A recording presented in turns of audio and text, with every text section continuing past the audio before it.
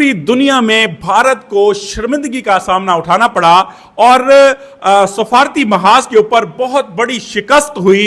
वो सब आपके सामने है कि अमेरिका ने किस तरह से झंडी करा दी और ट्रंप किस तरह से बातें करते हैं आपके सामने है।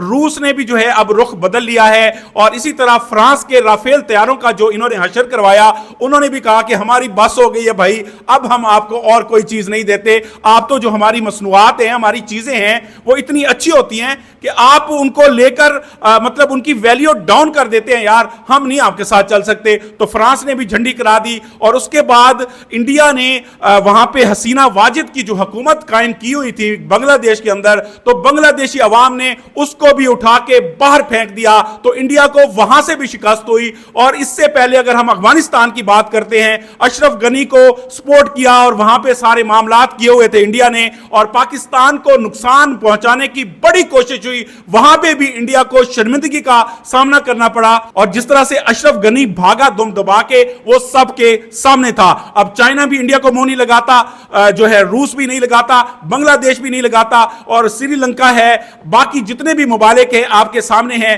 तो अब भारतीयों ने मजबूर होकर, मोदी साहब ने मजबूर होकर अफगानिस्तान को गोद में लेने का फैसला किया है और वो पहुंच गए हैं जनाब उनको गोद में लेने के लिए। और उनको कहा है कि हम आपको फीडर पिलाते हैं, ये हमारा दूध पिए, हम आपकी खिदमत करेंगे और हम आपके साथ खड़े हैं। तो अफगानिस्तान को यह भी पता होना चाहिए कि इंडिया जो है वो ये सारी चीजें क्यों कर रहा है, क्योंकि वो पाकिस्तान को नुकसान पहुंचाना चाहता है। अफगानियों को यह बात समझनी पड़ेगी। अब जिस तरह के अफगानिस्तान की हुकूमत के बयानात आ रहे हैं, तो उससे यही लग रहा है कि वो जो उनको फीडर में दूध दिया जा रहा है, वो दूध जो है असर कर रहा है। अब देखना यह है कि ये जो फीडर वाला, इंडिया की फीडर वाला दूध है, वो कितनी देर असर करता है और उसके बाद इंडिया की असलियत कब सामने आती है और कब अफगानिस्तान को पता चलता है कि ये हमारे भी सज्जन नहीं है। अगर ये हमारा साथ दे रहे हैं तो सिर्फ पाकिस्तान को नुकसान पहुंचाने के लिए, वरना ये हमारे लिए भी ये लोग मुखलिस नहीं है।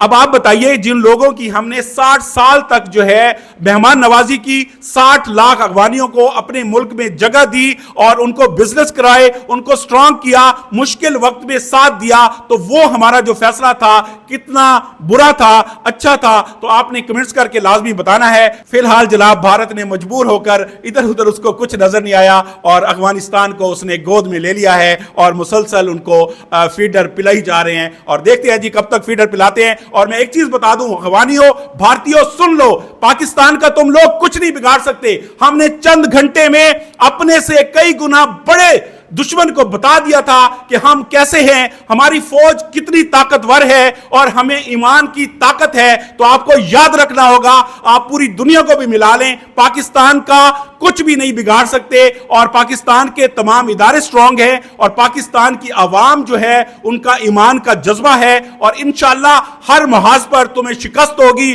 तुम अफगानिस्तान को मिला लो या किसी और मुल्क को मिला लो, तुम पाकिस्तान का कुछ भी नहीं बिगाड़ सकते। ये आने वाला वक्त बताएगा। आपके कमेंट्स का इंतजार रहेगा। इस हवाले से आप क्या कहते हैं? बहुत बहुत शुक्रिया।